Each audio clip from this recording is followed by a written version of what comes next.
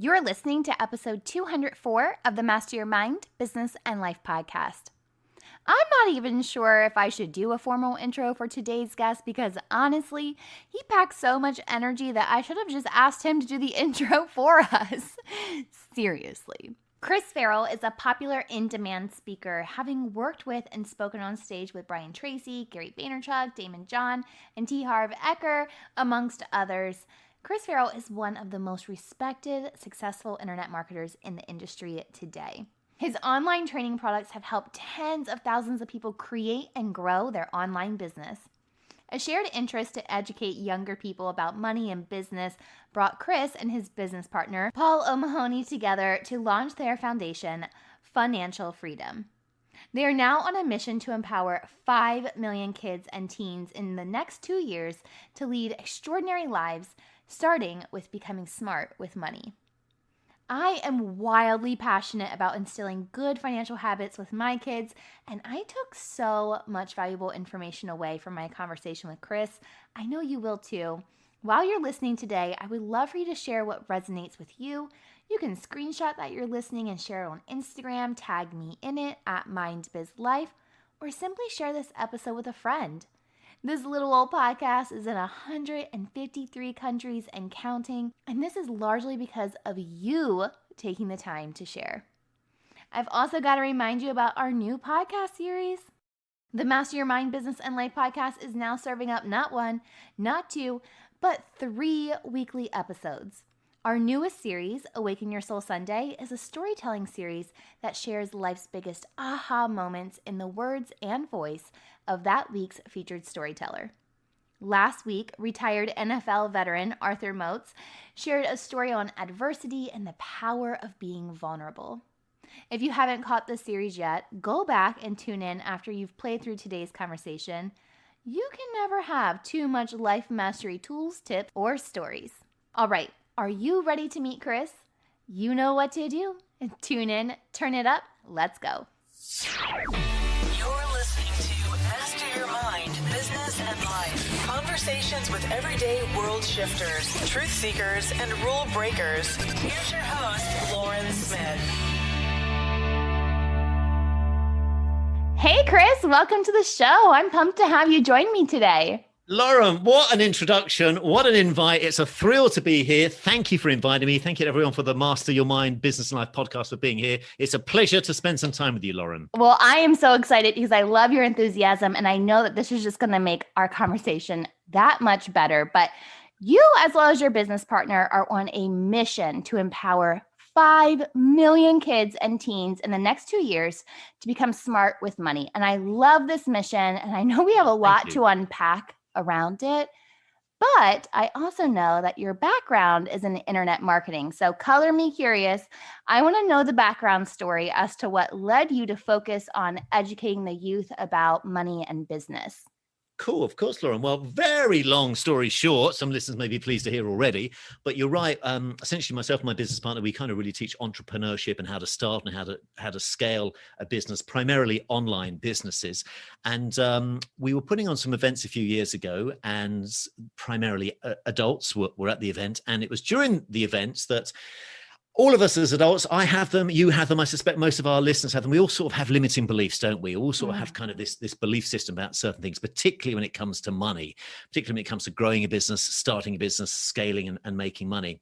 And some of the attendees just happened to have brought their children to the event because the babysitters have fallen through or whatever. But I remember one event in particular. There was one teen, I think he was 13 years old, and we were talking about essentially affiliate marketing, building a list of people interested in a particular subject matter, building a relationship with those people so they know, like, and trust you first before recommending a product or a service that they may be interested in. And we're explaining how that works. And during a lunch break, a 13-year-old very quietly had been sitting towards the back of the room and been listening to what we were talking about. And he had a small Twitter following, and he decided to create an affiliate link. The only reason I'm laughing is it's so crazy what he did. He decided to create an affiliate link for a soap product, would you believe, tweeted it to his followers, and he made $130 in sales during a lunch break. What? And so I know, right? And what was amazing about that, I mean, obviously the money, of course, was nice for the young fella, but really it was the fact that, okay, this is something that can work. And most of the adults in the room, you could hear them thinking, how dare he kind of like blow apart all our, hesitations and frustrations as to why we shouldn't explore setting up a business. And it was then that me and my business partner thought, maybe we should be focusing on the next generation. Because I don't know about you, Lauren, but I certainly, even as an adult, we all still struggle with money. And are we, even justified to have wealth? I had no financial literacy skills taught to me when I was a kid. So it was then that we decided, you know what? We think that maybe focusing on the next generation, who of course have time on their side, to get money smart, to be financially literate, would be a good area for us to focus on. And I'm so excited and passionate about this subject matter anyway. So that really, Lauren, is how the whole thing, we call our business FUNancial, putting the fun in finance. You can tell I've said that loads of times, can't you? I love it. So that's how it came to be. That is so cool. So a 13-year-old just happens to be there, makes a couple $100, or what was $130 you said? $130. I remember it. Yes. So cool on a lunch break, and boom, here it goes. But this actually makes sense. And it also makes sense as to how some adults were like annoyed, we'll say, as to absolutely. Right. It's like, a teenager's doing it. Why can't I? Because we, as I said earlier, we talk about childhood a lot on the show. And it arises no matter the topic or the expert. And a lot of times traditional families, they have the same goal for their kids, right? Like get them to college or get them to graduate first, then get them to college, and then they'll have the successful life. It's almost ingrained that you can't truly follow your dreams or even make money, true money, until you're an adult. Now, I don't subscribe to that mentality, and I want my kids to start living their dreams now. So how do you think that parents can help their kids develop that entrepreneurial mindset? Wow, what a question. Well, I think we need to zoom out and take a bit of a macro level, if you like. Straight away, let's just look at let's look at the facts. Everything has changed. Of course, at the moment in the world, everything is, we've got this whole zombie apocalypse going on that none of us saw coming. But not only that, everything has changed in business, in politics, in education. If we just look at the stats, 1 in 2 people, so get this, 1 in 2 people, listeners right now of the Master Your Mind Business and Life podcast, 1 in 2 listeners statistically will be doing a different job in 2 years. That alone, I find mind-blowing. And I see this almost every day. If you speak to, an Uber driver, a lot of the time, they will say something like, yeah, I've been doing this for 4 months. I was an accountant or a photographer 6 months ago or 2 years ago. Now I'm trying something else. So my point is 1 in 2 people, statistically talking, are going to be doing a different job in 2 years from now. In 10 years from now, 50% of the jobs, so they say, 50% of the jobs that people will get, our children will get, don't even exist at the time that you and I are talking right now. Whoa. I find that mind-blowing. 50% of jobs. There's going to be jobs in industries such as blockchain, in crypto, in AI, in things that maybe some listeners have heard about, maybe some of these terms are even new. So my point is, Lauren, that as parents, we have to embrace the fact that things are going to change. We've all heard of the saying, if we do what we've always done, we're going to get what we've always got. And the challenge is, because none of us really as humans are comfortable with change. And why is that? Because change really means discomfort. It means doing something that we are not used to. And as humans, we're built to have comfort. So we're not going to voluntarily expose ourselves to something that's going to be a little bit challenging that we're unfamiliar with, because that's not how humans are. And so what happens most of the time, this is why most people generally don't change. I'm generalizing a little bit, but most people generally don't, because change does mean being okay with getting out of our comfort zone. I know it sounds a bit cliched. It sounds like the sort of thing we see on, in memes on Instagram and on TikTok and Facebook, but it's true. We have to get comfortable with being uncomfortable for any real lasting change to start. And so the reason I'm saying all this is to answer your question. I think that as parents, we have to just embrace the fact that, you know what? The world is changing. Everything is changing. The age-old advice that I was given, that you were given, get a good job, work for the company, build your way up in that company, make a good salary and get a pension. We all know doesn't exist anymore. And one thing that we teach, and it almost sounds a bit blasphemous when I say this, but we teach that you can't earn your way to wealth. And that sounds almost like, particularly if somebody listening is in the teaching profession, if you hear somebody say you can't earn your way to wealth, what does that mean? Well, let's just quickly look at that. We're not saying, let me clarify, we're not saying don't get a job. We are not saying that. What we are saying is just having a job these days, and just having a job is not going to allow you to be financially independent and financially free. Now, yes, of course, like any rule, there's always exceptions. Of course, yes, somebody may get a very well-paid job, stay in it all of their life, work to the top of the company, and do very well. Of course, there are exceptions to every rule. But generally, you're not going to earn your way to wealth. The only way you are going to get wealthy is you will have to have, firstly, multiple streams of income. That means getting comfortable with having a side hustle, maybe having a job, of course, but maybe doing something on the side, maybe thinking about setting up your own business, getting good at saving, getting good at investing, all these things that sound really dull. If you say to a teenager about saving and investing, they're like, oh, kill me now. So boring. So we kind of trying to change the whole kind of parameter around thinking about wealth and money. And so one of the things that we teach is you can't earn your way to wealth. You will need to eventually have a side hustle. So essentially, Lauren, what I'm saying to kind of tie a bow on my answer here is that things have changed since we were kids. And I think most adults secretly know that, but the challenge is most adults don't really know what to do about it. They don't feel in a position themselves that they're financially in a situation to give advice to their children. So what happens? Nothing happens. So the circle kind of repeats. So that's kind of hopefully where we fit in. Yeah, kind of breaking that cycle. And those are some mind-blowing statistics too, but it also makes sense because if you even look at, if we go back to, let's say, the year of 1990, and we're looking at the jobs that are right now in 2020, you don't know what a social media influencer is. Like, oh, gosh, I know, right? You have no idea. I mean, actually, if I talk to my grandparents when I first started doing social media marketing, they're like, "What? That's great. What's that?" You know, it's like, what, and then how do you describe it? Because they don't even know what social media is at that point. So I can see how that makes complete sense. 50% is a huge number, but it makes sense. I mean, it is kind of terrifying / exciting, depending on, the lens that you view this from. But it's like if you think about children that always kind of rebel against their parents. And in the 60s, it was the first decade of the teenager, if you like. And the parents then thought, this is outrageous, listen to pop music. Then kind of, 25 years later, there's the next kind of like a revolution, if you like. And we're now in another one. I mentioned blockchain earlier. There's going to be coding. There's going to be gamers. You mentioned social media influencers. I know a ton of 13-year-olds that got their own YouTube channel that are really focused on building subscribers. This wasn't even a thing. We've now got a thing attached to our hand 24/7 that can connect us to the world. Most teens, most children are always with their phone. So why not use it as something that a lot of people think is, bad and evil, but let's look at this positively and how can this actually benefit children and teens, and how can it essentially affect their financial future. So that's one of the things that we kind of want to encourage. Really, it's just thinking differently and being open to new ideas about what is possible.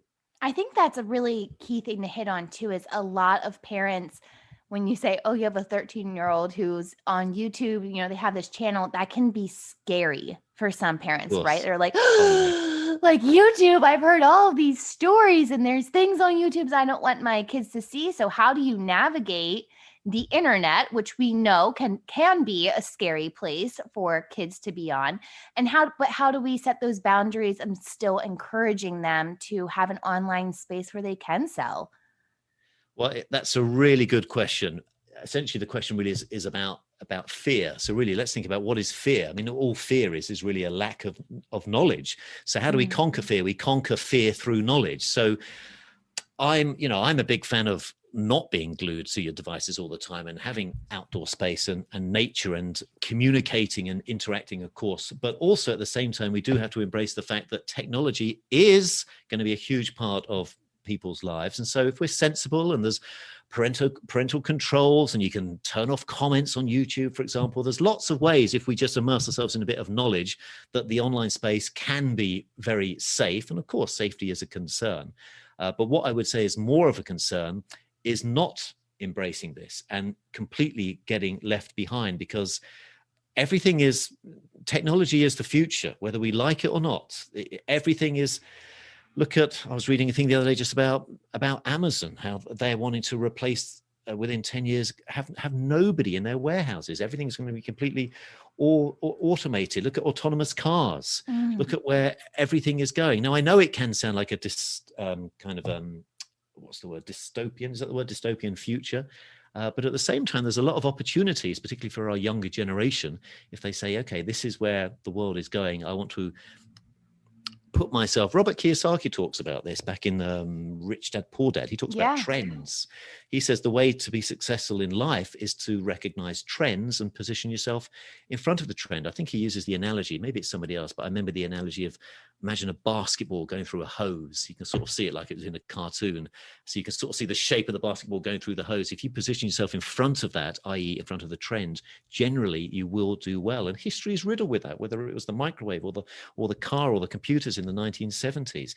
This is exactly the same here. So we're just encouraging children and teens to get financially smart, and then we teach strategically how that is possible. And the advantage that they have, maybe unlike you and I, Lauren, as much, although you are still very, very young, frankly, which is sickening, is time. And one thing that we teach is the power of compounding. Now, again, compounding is one of those words that sounds so dull. If you say that to a teen, they're going to be like, this, I just want to get on Insta. I just want to check my TikTok feed. But we teach how things like this, and we teach them in a real fun way, really can make a difference to the bottom line when it's explained simply how to tap into the power of something such as compounding. So really the whole purpose of Financial Freedom is to teach children and teens to be financially smart while having fun doing so. And this makes sense. And, when you strip it down and you can see back that good financial habits can start in childhood. I'm fortunate enough that my dad was a great teacher at basic money management, I would say. He instilled that in me as a kid. But I remember graduating and not knowing a dang thing about loans or interest rates or investing. So I'm not even sure when I really even began to understand it or desire to understand it, maybe when I had to, right? Like it's like mid-20s, if we're being honest, like maybe even late 20s. So where is this missing link in the education system when it comes to financial literacy? That's such a great question. As far as I'm concerned, there's two things that are not taught in school, and I know that you're passionate about both of them. One of them is mental health, which we're not really here to talk about, although I'm equally as passionate about that subject matter. And the second is financial literacy. Both of these are not taught in schools, and both of these are such an important soundboard for, mental health and financial literacy. One of the things that we encourage our members to start thinking about is, I'll give you an example, is as of immediate effect.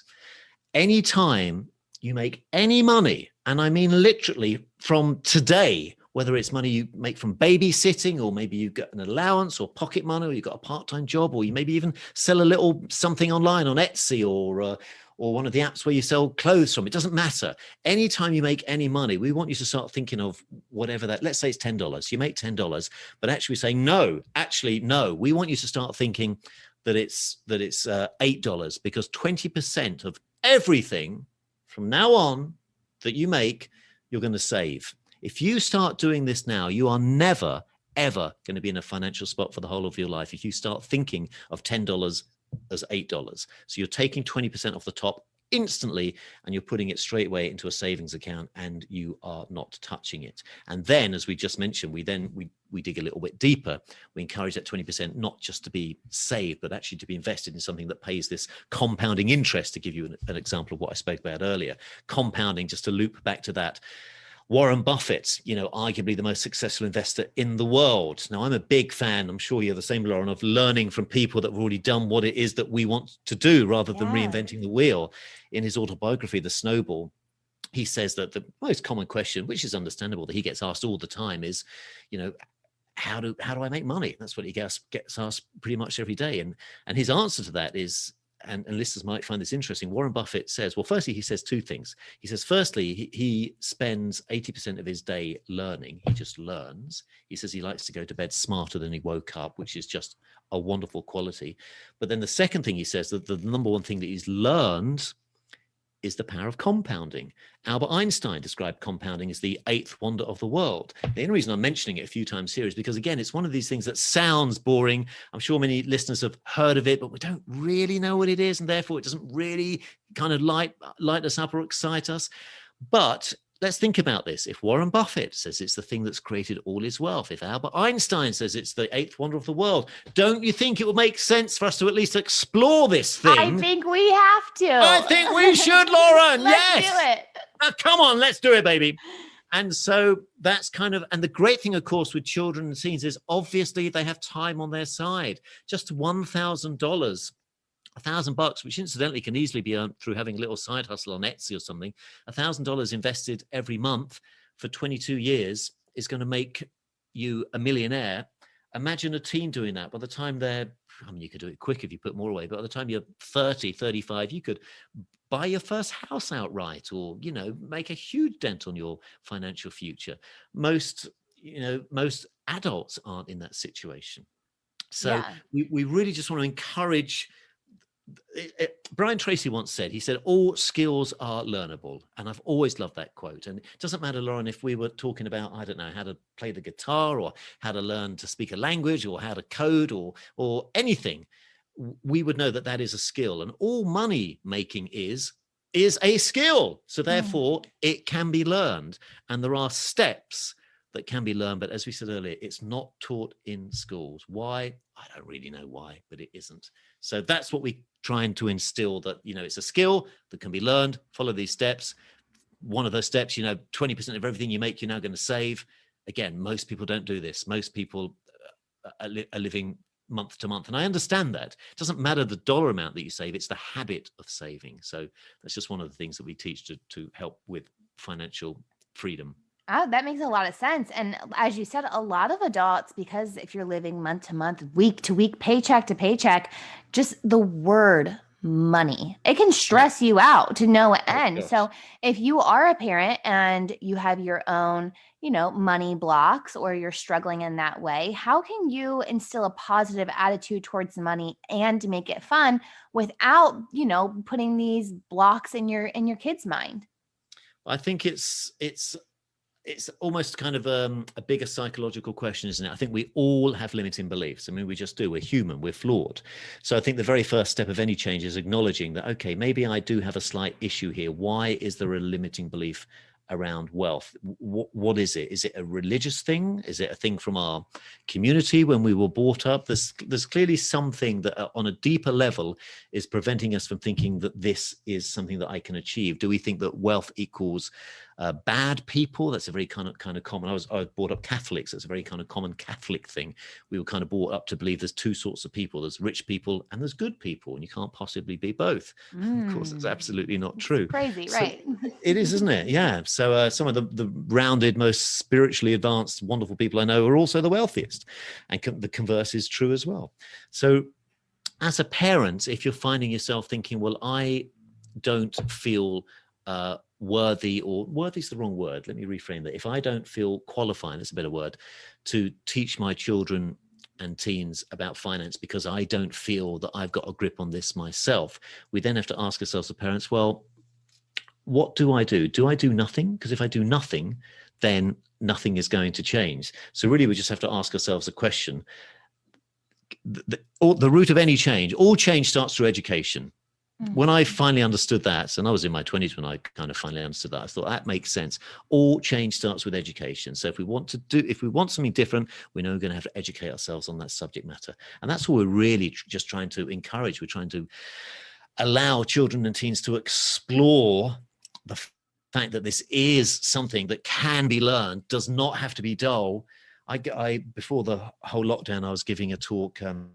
Well, we could give lots of talks on the subject matter, but just a very, very quick aside story. I was giving this talk. Where was it? I think it was in London. I'm in London now as I speak to you, but it was in London. And I remember it was just before lunch, and I remember missing my lunch break. And the only reason I say that was not because I was hungry, was because there was a huge line of teens wanting to speak to me. And my point is, I could see, Lauren, in the whites of their eyes, this hunger, this passion, this desire to just slightly elevate and make their life a little bit better. And I could see that a lot didn't have maybe a supportive home life or somebody where they could share this passion with, or they didn't have an outlet even to sort of say, I kind of have got this feeling in the pit of my stomach that I know I can do something. I just don't kind of know how to do it.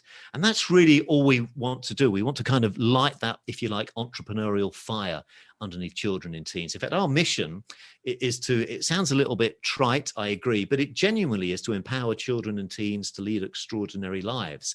Now, interestingly, that mission of ours doesn't even mention money. What we're saying is we want to empower children and teens to lead extraordinary lives. Now, it starts with money, because the funny thing about money is it's very tangible, of course. If you make $100, you can see $100 in your bank account. But the fascinating thing, Lauren, and you know this better than most people, is if you start to look after your finances, a weird thing happens. You probably also start to look after, I don't know, your health.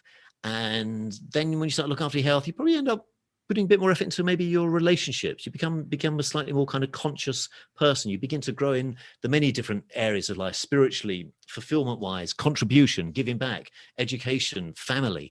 And so we start with finance because, as I say, that's you can physically see the results. But really, we want to encourage children and teens to lead extraordinary lives by becoming the best version of themselves in every facet of life. It just starts with finance. You could argue maybe we shouldn't start with that. And you know what? That could be a valid argument, but we have to start somewhere. And the thing with starting with finances, as I've just said, that's a very tangible and easy thing to see a quick result from. And so my point is the increase in self-esteem that results as a result of a child or teen seeing something that they've done, often off their own volition, and seeing some results. You can't put a, no pun intended, dollar price point on that, because it increases their self-esteem, increases their self-confidence, and you don't know the ripple effect on that. It will end up percolating out to their family, to their community, and who knows, in later life, maybe to an even grander scale. So, oh my goodness. Well, let me just go ahead and give a real life example of how I can actually please. see this playing out. And I didn't realize it until you just said it. So my oldest daughter is 11, and yes. I am that parent. I always tell them that we put our own value on things. So sometimes what I may value as an object's $100, I may only value it at $50. Therefore, I'm not willing to pay the $100 for it. So I'm always just trying to say, like, you place your own value on something. So something else that I do is my kids want something that's very expensive. They have to buy it themselves. Unless they're going to wait until Christmas. You know what I mean? Like, it's a gift unless you want to wait for it. So my oldest daughter really wanted an iPad. And I was like, that's great. You start saving for it. So she has seen me make money envelopes, cash envelopes all the time, where I write a goal on it. And it could be for a holiday, vacation, or a debt, whatever it may be. And then I just put it on the refrigerator. And anytime I have extra cash, like whether that's from flipping furniture or whatever it may be, selling something, I put the cash in that envelope. It goes to that goal, and then you rotate it. So she took this upon herself to create her own cash envelope, made her goal, looked up the iPad amount, like which model she wanted, made her goal on it. And on the back, she copied, just like what I do, like a little graph, right? So I put it like in $20 increments so you can easily cash it. But then I encouraged her to also write her deposits on the back. I was like, this is just really good, because then you know where your money came from. And if you need to take money out, you know why you had to take it out. So she tracked it.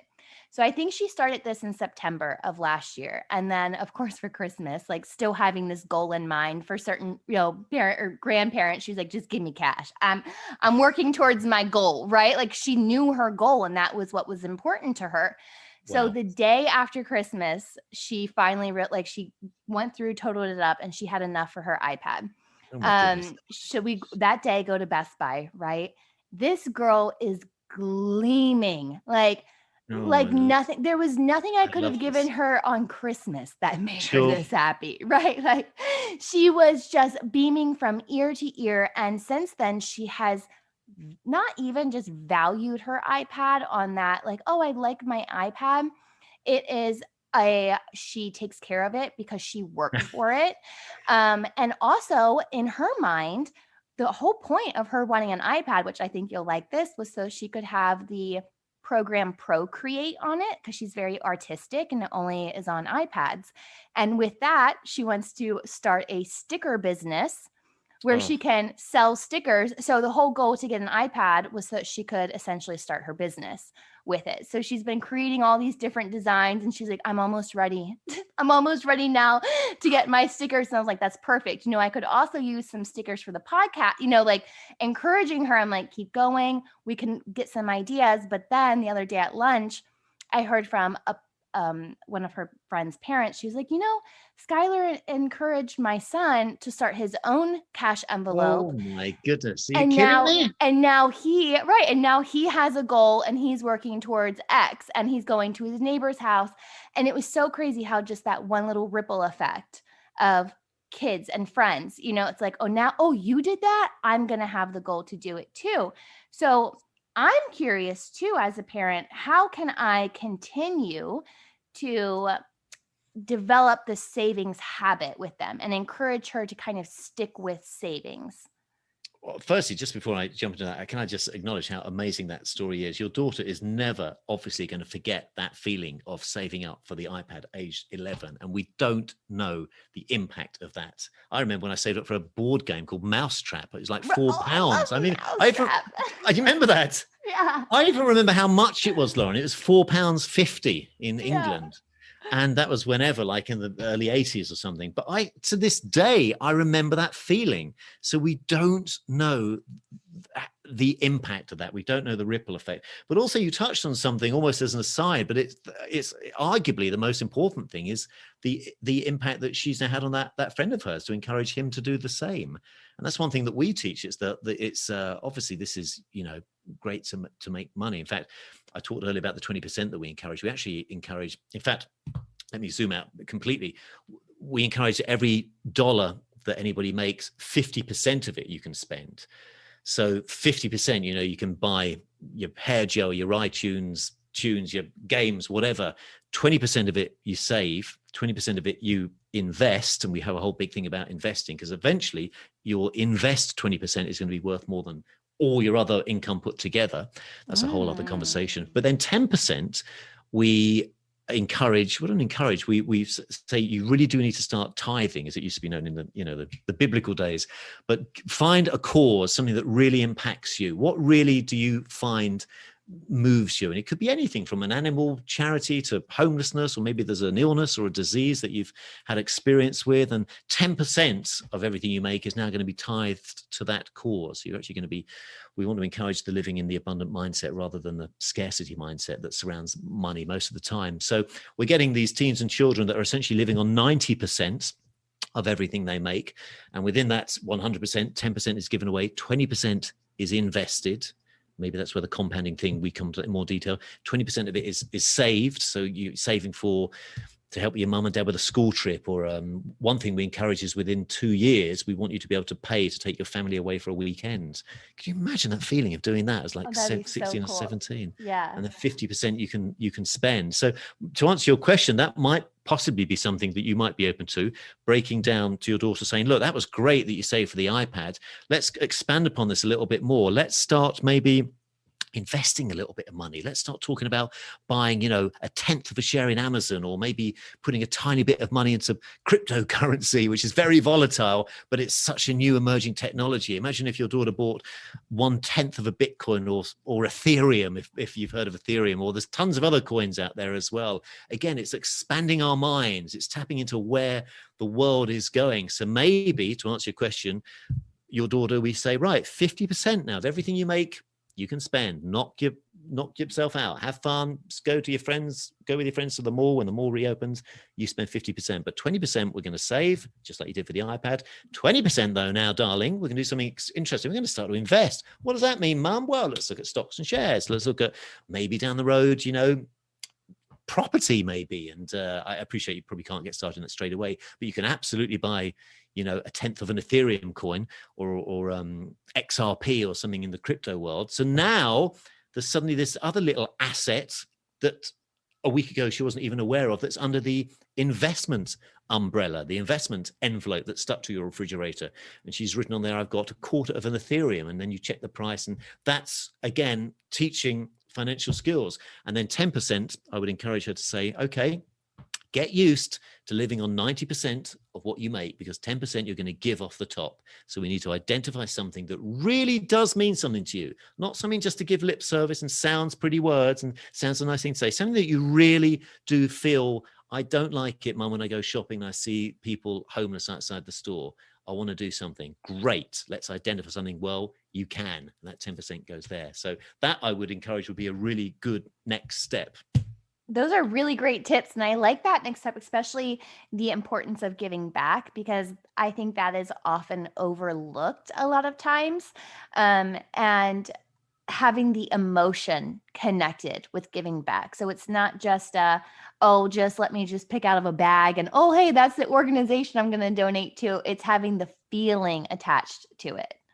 Well, I couldn't agree with you more. If we look at, you know, statistically where we all are, we all, of course, want to do more, achieve more, be more. I get that. But statistically talking, the very fact that listeners are listening right now to the Master Your Mind Business and Life podcast, in your car, at the gym, on your phone, wherever you are, straight away, we're in, I think the stats, I was reading this the other day, I think there's 2 billion people on the world. So the population is what, 7 billion. So there's just less than a third that don't have access to electricity. There's, I might be getting this slightly wrong, but it's around this. It's almost half don't have access to running water or sanitization. So my point is, we are already incredibly blessed to be in this situation. And it's very easy to forget that when we want to upgrade to the latest iPhone or the latest Android phone. And so if we can kind of encourage that for our children and teens to think, okay, we are extremely blessed. We don't go to bed at night worrying about persecution or is there going to be food in the fridge for breakfast tomorrow morning, or unlike billions literally of people in the world. So just to have that kind of let's identify something, a cause that we would like to help, something that is unjust that we can contribute to. Again, it's more than the 10%. It's the person that we turn into because we have identified something that is greater than us. And that has, again, the ripple effect that percolates out forever, because we end up living not in a scarcity mindset, in an abundant mindset. And just to kind of echo what I said earlier, we don't know the limit to that. Just like your daughter did with her friend and encouraging him to start the saving. Your daughter does the same for a little cause, a little animal thing that she's really passionate about. We don't know the impact that has down the road. So, you know, everybody wins essentially. Yeah. And thank you for bringing that statistic to light, because I'm not even sure I was conscious of that. And it seems a little wild, right? To know how privileged we are and to have these basic necessities for the most part at our fingertips, and to still think that a third of the world is lacking them. Yeah, I mean, a third of the world, I'm pretty sure it was a third of the world. It was either sanitization or running water. But even if it was like a quarter of the world, you know, that's still the difference Still between alive, one. right? Yeah, exactly. And in this day and age, how is that even possible? So yes, it's, you know, and I sometimes even hesitate saying this because I don't want it to sound like it's the right thing to say on a podcast, but we genuinely sometimes just need to take a little step back. And everybody's got challenges. One thing that's common for all of us, everybody's going through something. Everybody's got their own issues. Everybody's got their own struggles. I totally get that. But if we're appreciative of what we do have, and I'm a big fan of journaling every day to appreciate that, very quickly it becomes apparent, actually, we are in quite a good situation. Even if money is a real concern, even if there is a health issue, there are still a bazillion other people that our life right now would be a definition of a dream to them. Right. And so, you know, let's just kind of try and remember that at times. And sometimes it's very easy to forget that. Oh yeah. I do the same thing with journaling, and it's crazy too, of just the gratitude of the very simple things. And a lot of my simplicity, like things that I didn't really know how much I valued on a day-to-day life. We had been impacted by a hurricane and we didn't have electricity for, I think we were at like day 10 or maybe it was 12. It felt like eternity, right? Like it was just so long. And being in Florida, it was like dreadfully hot as well. And I just remember when the air conditioning kicked back on, it was like, oh, like, yes. And then having a hot cup of coffee, like the smallest Yeah. little things in my everyday life that you just take so for granted, that you're right. Someone in a third world country would just love to, snap their fingers and have our first world problems.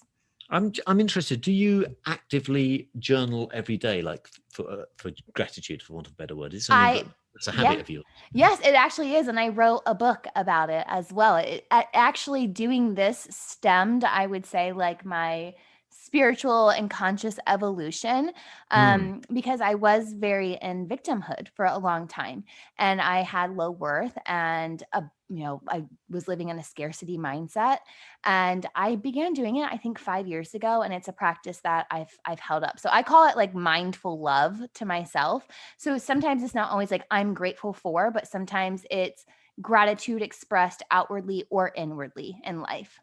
That's beautiful, because I have. We were joking before we started this podcast. I have stalked you, and I mean that in the non-weird way. In other words, I've listened to some of your episodes of your podcast before I was a guest, because I wanted to kind of know a bit about you, and I've heard you talk about the importance of your spiritual growth. So that's so terrific to hear. Do you have? So I'm not trying to sound like I'm interviewing you now, but I'm genuinely interested. Do you have like a particular favorite expert or person in this kind of world that whenever he or she says something, you kind of make a point of listening to them? So I had mentioned my mentor, Sherelle Turner. She's been on the podcast a few times. Okay. So I listen to her a lot, but there's also people who have been podcast guests that like I get attached to, right? So I have a conversation and then something within that resonates with me. So if we're talking about money right now, there was a guest, Jeremy Newsom. He was talking about investing, and he bought stocks of Apple when I think he was 7 years old. And Oh my goodness. and it all started because he was watching Forrest Gump, and he heard, he was like, Dad, what they invested in Apple, like, what's that? And his dad told him about stocks, and he invested. And then I think he said he sold when he was 12, and of course was like multiple thousands of dollars. And of course, like things his shoulda, coulda, wouldas of hanging on to some of it. But now he is in his 30s, and he lives a financially free life. So sometimes like when I hear podcast guests who like deeply inspire me, then they almost become a mentor of mine as well, right? Like it may not be in the same traditional sense, but it's like reading your books, following what you say, and implementing the knowledge that I've gained from you, because those aha moments really do make that ripple effect in your life. Gosh, it's so interesting to hear. Yeah, I think I'm sure most of your listeners are the same. I think having that commonality of putting growth as maybe one of your number one values is so important. I only really sort of started thinking like this probably in my 30s. But when you realize that growth, that's the only word I can think of, is, well, I think you need to define what your values are. And often people can't define that. But when you can define what is important to you, it's like somebody, for example, there might be, I don't know, their physicality, let's say a bodybuilder, their number one value might be, having to look great physically. Nothing wrong with that at all, which means that that's always going to be something that they're going to do every day because it's their number one value. So my point is we need to define our number one values in the first place in order to be able to kind of commit to them. Yeah, absolutely. And then along with the values, like you had touched on the belief system. So a lot of things, especially with journaling had brought to me was I didn't even know how many negative beliefs I had around money until I started writing them out. And I would do, like little things, I wish I had my journal nearby because I can't remember the prompt I did, but it was, something I just repeated numerous times until I had nothing left in me. I think it was something like, if I had $50,000 tomorrow, and it was the story I was telling myself of all the negative things that would happen, right? If I had $50,000 tomorrow, my family member is going to come and want to live with me. So anything like that was starting to feel, and I wrote down all these negatives, and I didn't know that I was harboring these quote unquote fears within me. And then I counterbalanced it. And it was like, okay, well, if I have $50,000 tomorrow, if I had 5 million or whatever the amount is, if that happened tomorrow, what is all the ways positively that it would change my life, and how would the positive ripples go in. So identifying my beliefs was huge for me in that part of growth too. And it also helped me with that value piece as well. So what do I really value based off of my beliefs? Gosh, it's so fascinating, isn't it? Identifying those as we grow, identifying the bits about us that maybe need a bit more love and a bit more light to kind of embellish and grow. So I could talk to you about this forever. I know we're slightly going to the subject of finance, but it's such an interesting subject. But it all ties together. Yes, it does. The end, it really really does. Yeah, I agree. Oh my goodness. Well, I know that everyone listening is just going to want more of you in their life. So where can our audience go to learn more about you and financial freedom as well? What a lovely thing to say, Lauren. Well, we have a book. If anybody would like to have a free copy of our book, we have a book called Rethink Money for Children and Teens. And we'd be thrilled to give you a free digital download version of it. And you can get that by going to Get Fun Book, as it sounds. Very simple, as it's spelt, getfunbook.com. And you can just sign up there. It's all free and there's nothing to sell at all. So getfunbook.com if you would like more information. Oh, that's perfect. I'm going to download it myself, but I'll also link it in this week's episode notes. So if anyone's driving or busy right now, you can go back and find it. Chris, you have been a wealth of knowledge, and I love that you're making money fun and empowering our future leaders. Thank you so much for joining me today. Well, I really appreciate your time, Lauren, and appreciate everyone listening to the Master Your Mind Business and Life podcast, wherever you are in the world. So thank you for giving up your time. And if I can help you, Lauren, in the future with anything, please do not hesitate to ask. It would be my pleasure. I'm sure that you'll agree that Chris's energy is simply and joyfully contagious. I've linked Chris's website and social channels on this week's episode notes found on mindbizlife.com. If you enjoyed today's episode, share it with a friend and be sure to give the podcast a 5-star rating and review on Apple Podcasts or wherever it is that you tune in and turn it up. I'm back on Friday for another episode of Fuel Your Life Friday. But until then, remember, every level of life is an opportunity to grow. Be well, my friend.